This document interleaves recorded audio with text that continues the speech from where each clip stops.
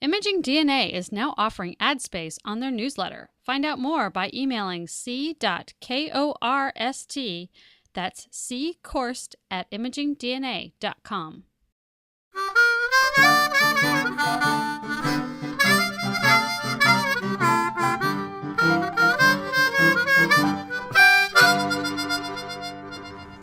Hey, welcome to the trailer. Come on in. Today, we're not in the trailer, but we're in my backyard with Justin Johnson, who's half of the Indie Machines along with Erik Beck. Let's hear his story. So you're like one of the YouTube stars. I'm in the midst of YouTube stars. I don't know if I'm one of them, but I'm in the constellation of stars as a smaller one probably. But you're half of the Indie Machines. Yes. And when did you guys start? So Erik and I have been collaborating for a long time. Originally back like 2006 when I moved to San Francisco from Florida, and I had a site called, I still do have a site called filmfights.com. Mm-hmm. It's been active for 10 years now, and it was one of the very first online video competition sites. And so Erik was living in California and was submitting to my site Film Fights, and he was building all these puppets, and I just loved like his energy and what he was doing. So when I moved to San Francisco, he was like one of the only people I knew out there. So I was like, hey, let's hang out and make movies together. And so through that connection and through that collaboration, eventually when I went to this company called Next New Networks, which is one of the very first online video startups, which eventually was purchased by YouTube, mm-hmm. I pitched Erik to have a show there, essentially a filmmaking show, because I was like, I want to do a filmmaking show, and hey, you build things, Erik, why don't you make a show about building things? That led to Indie Mogul and Backyard Effects, which was a bunch of webbies and all that kind of stuff, and mm-hmm. Millions of views and all that fun stuff. So from there, we went on to work at YouTube directly, and then 2011, we decided to quit and then move out here to Los Angeles just to pursue our own projects. Cool. So you went to film school then? Oh, heck no. I got kicked out of a bad college in Wisconsin for bad grades. Awesome. So I'm the farthest thing from film school. So tell me about your journey. You started in Wisconsin? I'm from Wisconsin originally, yes. Mm-hmm. I was in Wisconsin for 21 years.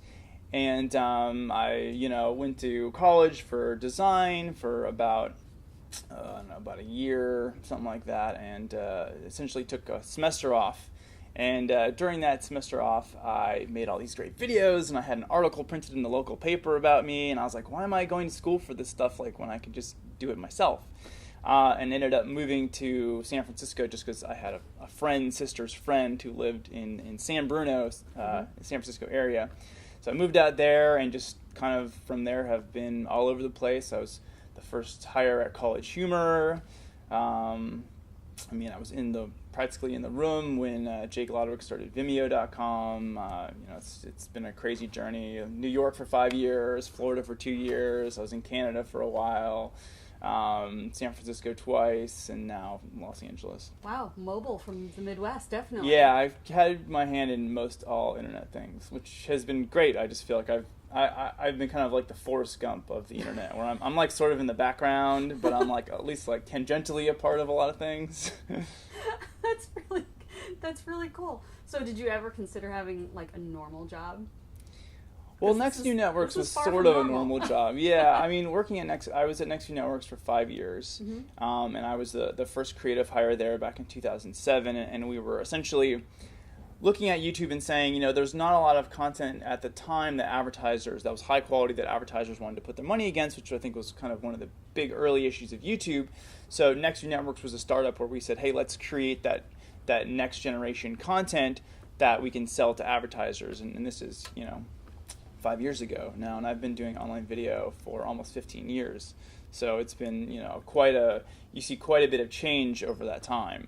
Even, of course, just the last 5 years, going from, people not knowing what the heck was going on with Next New Networks, where we're branding things like TV shows. We have like a set schedule. That was something we even fought with YouTube about. We're like, well, our shows come out on, this show comes out on Monday. And then they're like, why do you care?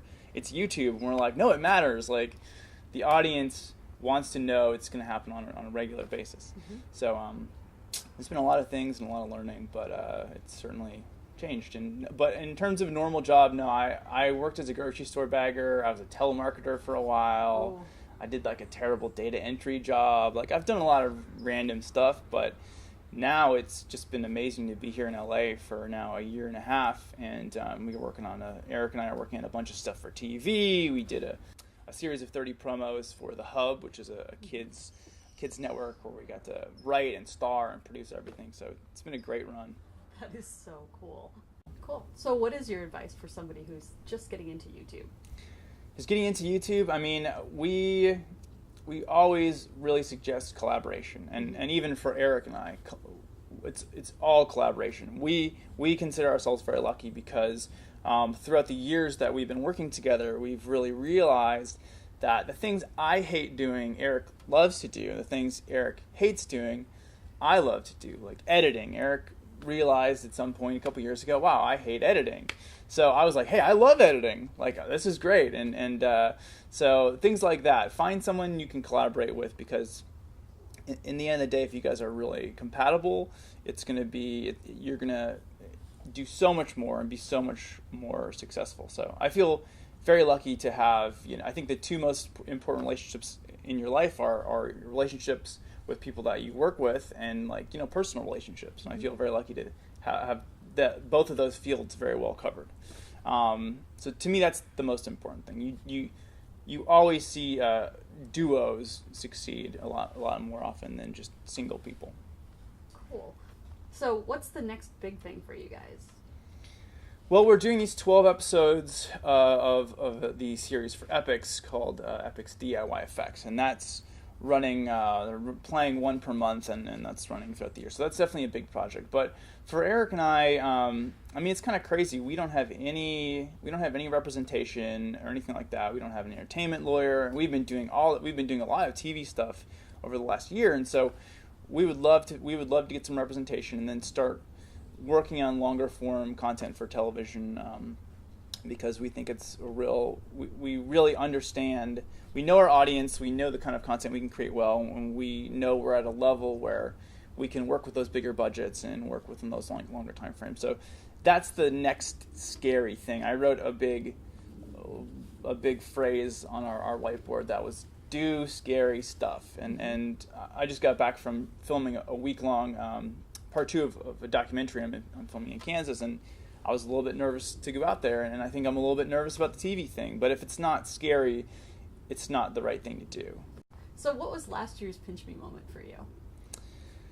I think just being on TV. Last year, we had the 30 promo series. I didn't even have cable till last year, until we were on cable, and I remember turning on the TV and seeing something we had made playing in between the commercial breaks on the Hub, and I was like, oh, this is really cool. And that was a big level jumping moment for us, because we've been DIY for so long, making content just, if we had one extra person helping, it was like, wow, I can't believe this. And going from that to being able to have like a 15-person crew doing our promo stuff, and working with our amazing collaborators like our DP Kit Pennebaker, who is just an astounding DP, working on higher level gear, and just to see that final product and be like, yeah, we can create something that's television quality and that the network loved.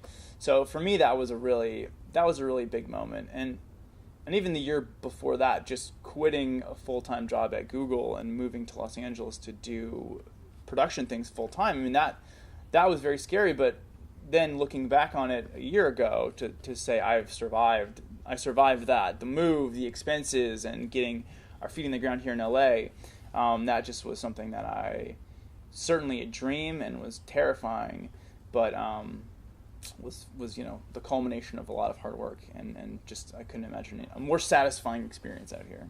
So what's the one thing that you think everyone should know who's living a creative life? I think I think anyone who's living a creative life should realize it's going to get bad before it gets good. You have to. I look at life as a roller coaster, especially as a creative person. We've definitely, even in the last year, had moments where we're like, especially in the winter, we didn't know LA has these very specific production cycles, and when the holidays start, you're probably not going to get a lot of work. So you just have to realize that when things are scary and maybe you don't have any money or you're looking for work, like the good stuff is just around the corner, and you have to just keep persevering through that to get back to the top of the roller coaster, and then you just gotta be smarter when it goes down again.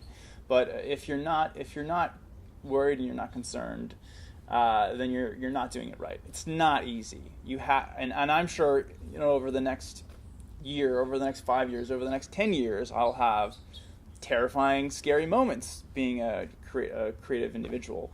But I'll always know that as long as I know I'm doing a good job and I'm facing the right direction and I'm taking steps forward to get where I want to go, that everything's going to be fine. So for me, I think something that's been very useful is probably was about 2 years ago. I wanted to set big goals for myself, big 5-year goals, and I had 3 major goals. And the first one was I wanted to make an app, just because I thought it'd be cool to make an app. So I made an app called Video Time Machine. It was the #1 iPad app in America for a while. And ended up selling it to a bigger company, which helped fund my move out to LA. And that was great. My second goal was I want to have something on Netflix. Mm-hmm. Not because you don't really make a lot of money putting something on Netflix, but it's more just visualizing.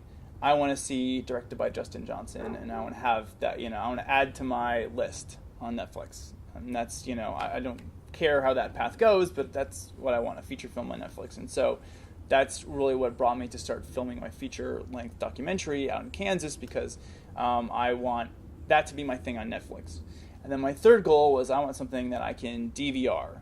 So that's why we're pushing for TV over the next year, because I want something I can record, and ideally record season. That says my name on it somewhere in there. So just by being able to say these are my 3 goals and giving myself a time frame to complete them, and I want to make sure that every step I'm taking, I'm looking up and I'm seeing those targets in the distance. It's a great way to keep yourself creatively calibrated. And I think a lot of times people will be like, oh, maybe I want to.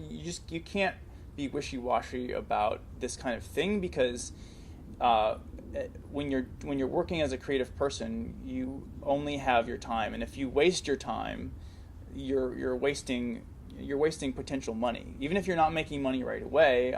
And the same for my app. I only lost money on it for a year until we finished it, and then it was a huge success. So it's really just a matter of being smart with your time, visualizing what your end goals are, and making sure that you're taking steps in the right direction to complete those. And that's, for me, that's been very helpful. Awesome. Hey, thanks for being on the Trailer Talks.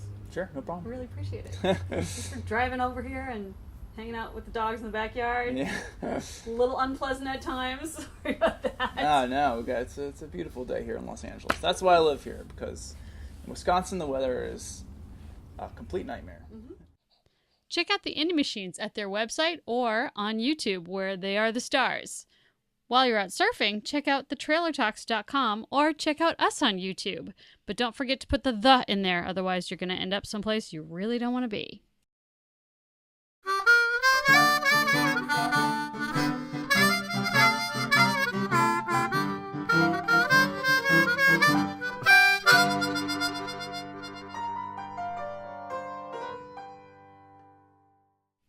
Okay, full disclosure, before we started this interview, my dog puked on the patio. Not our finest hour, but, shit happens. So, there you go. And Justin powered through it and didn't get grossed out and leave, so good on him. Thanks, Justin. We really appreciate it.